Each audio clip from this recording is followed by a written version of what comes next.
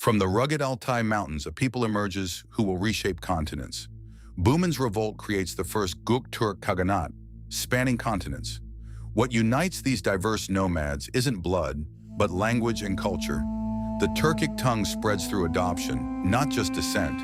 Their runic inscriptions, carved in Mongolia's Orkhon Valley around 734, reveal ancient complaints about youth abandoning tradition. Even then, every generation worried about the next.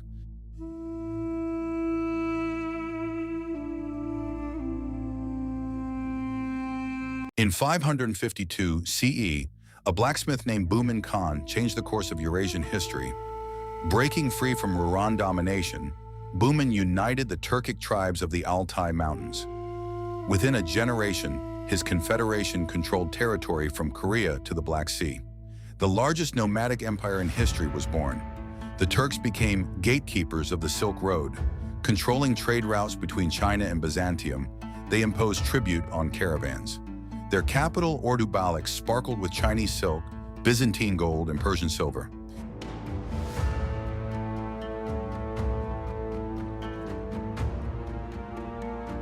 In 581 CE, the mighty Turkic Empire splits in two.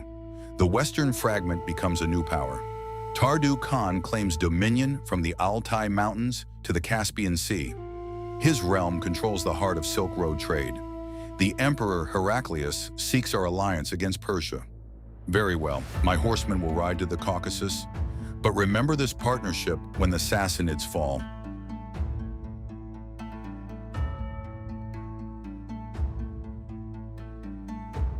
A Turkic people made the most unlikely choice in medieval history. When the Western Turkic Khaganate collapsed around 650 CE, the Khazars seized independence along the Volga River. They built something unprecedented, a semi-nomadic empire controlling trade routes from Scandinavia to Central Asia. We choose neither cross nor crescent. The God of Abraham shall be our shield between empires.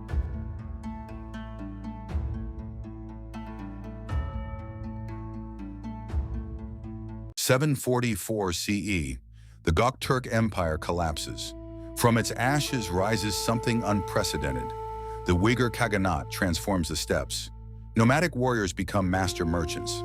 Their capital, Beylik, bustles with Buddhist monks, Manichaean priests, and Silk Road traders.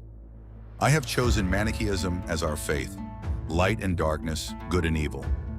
This teaching speaks to our world of constant change.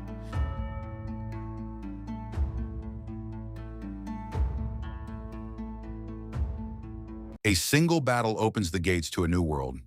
For centuries, Turkic peoples have roamed the Central Asian steppes, but in the 11th century, the Seljuk Turks push westward. Their target, the Byzantine Empire's heartland in Anatolia. August 26, 1071. Near Manzikert, Sultan Alp Arslan's forces meet Byzantine Emperor Romanos IV. The battle collapses into chaos. The emperor himself is captured.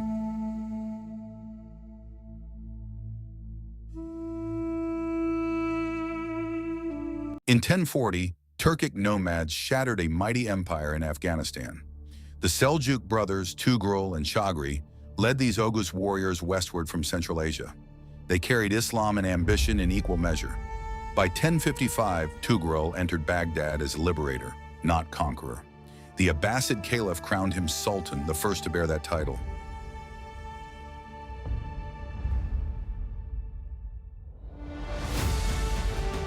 August 26, 1071.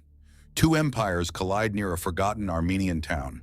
For centuries, Turkic peoples had swept westward from the steppes. Now Sultan Alp Arslan, the heroic lion, commands the Seljuks at the gates of Byzantium. Emperor Romanos IV seeks one decisive victory to restore his empire's fading glory. The Seljuks employ their signature tactic, feigned retreats. Byzantine cavalry pursues, enduring constant arrow fire. Then disaster strikes. Rumors spread that the emperor has fallen. Panic seizes the Byzantine ranks.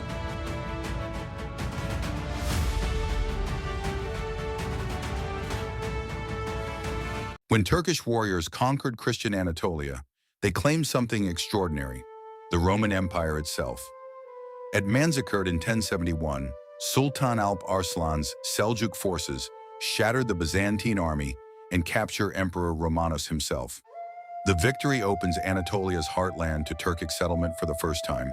6 years later, Suleiman ibn Kutalmish establishes the Sultanate of Rum.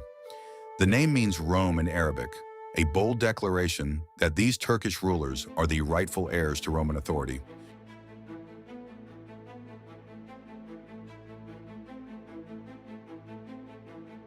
From a single Turkic slave emerged one of history's most spectacular empires. In 1077, Anushtagan Garchai receives governorship of Khwarazm from the Seljuk Sultan. His descendants transform a provincial appointment into imperial dominion. As Seljuk power fragments, the Anushtaganids assert independence. Ala ad-Din Tekish seizes the moment in 1172. He conquers Khorasan, forms alliances with distant powers, negotiates with the Caliph himself. By his death in 1200, Khwarazm dominates Central Asia.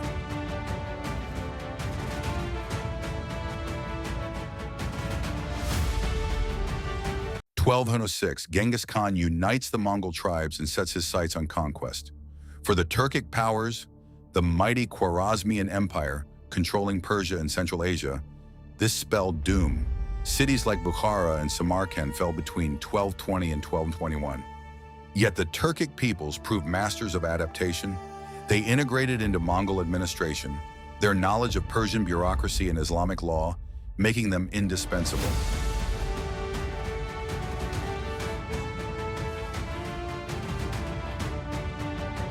In 1206, a slave becomes sultan and changes India forever. Mahmud of Ghaznī's devastating raids into India opened the door, but Muhammad of Ghor goes further, permanent conquest. His victory at Touraine in 1192 shatters the old order. When my master falls, I will not retreat to Ghazni. Delhi will be our capital. We are here to stay.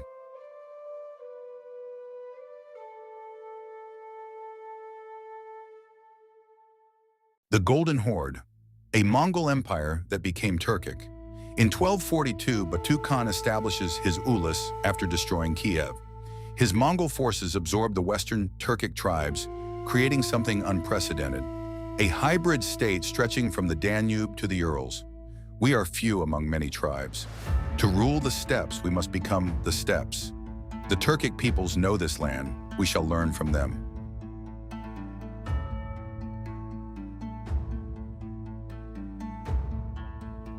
Military slaves who became masters of the medieval world. In 1250, Turkic warriors called Mamluks seized power in Egypt. Originally purchased as children and trained as elite cavalry, these former slaves overthrew their Ayyubid masters to establish their own sultanate. Their greatest test came in 1260 at Ain Jalut, where Mamluk forces achieved the impossible, defeating the seemingly unstoppable Mongols and saving the Islamic world from conquest.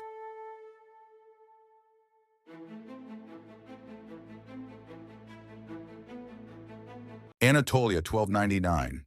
The mighty Seljuk Sultanate lies shattered.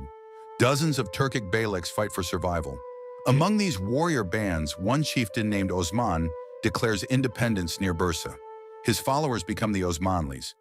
What sets them apart is not size, but strategy and vision. Osman's son Orhan transforms his frontier band into a nascent state. In 1326, he captures Bursa, making it his capital. The Ottoman Beylik grows systematically. Nicaea falls in 1331, Nicomedia in 1337. Then comes the crucial moment, 1354. Ottoman forces cross the Dardanelles into Europe at Gallipoli.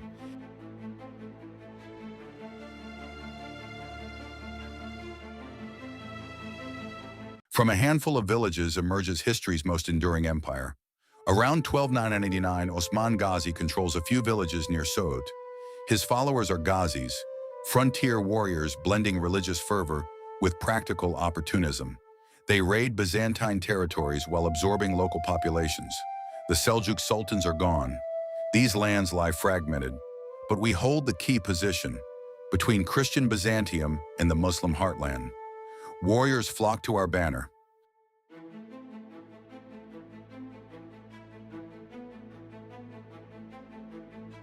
From tribal chaos emerges history's most feared conqueror. Born in 1336 near Samarkand, Timur rises from the fragmented world of Turkic Mongol nobility. By 1370, he seizes control of the great trade city and declares himself the restorer of Mongol imperial tradition. I am Gurkhan, son-in-law to the lineage of Genghis Khan. Through marriage and conquest, I claim the mandate of the great steppe empire.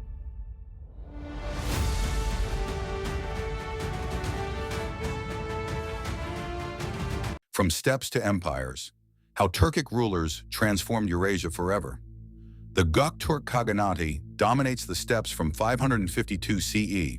They pioneer dual administration. Nomadic mobility meets territorial control. This template shapes empires for centuries. We carved our laws in stone. The eternal blue sky witnesses our deeds. Future generations will read these words and remember the Turkic way.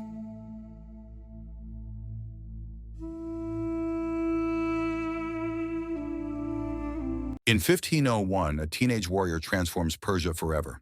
Ismail Warren leads the Safavids from mystical Sufi order to imperial dynasty. His Kizilbash warriors, the redheads with their distinctive 12-fold caps, become the military backbone of a new empire. We are not merely conquerors. We transform Persia into a Shia realm, distinct from our Sunni neighbors. This choice will define our empire for centuries.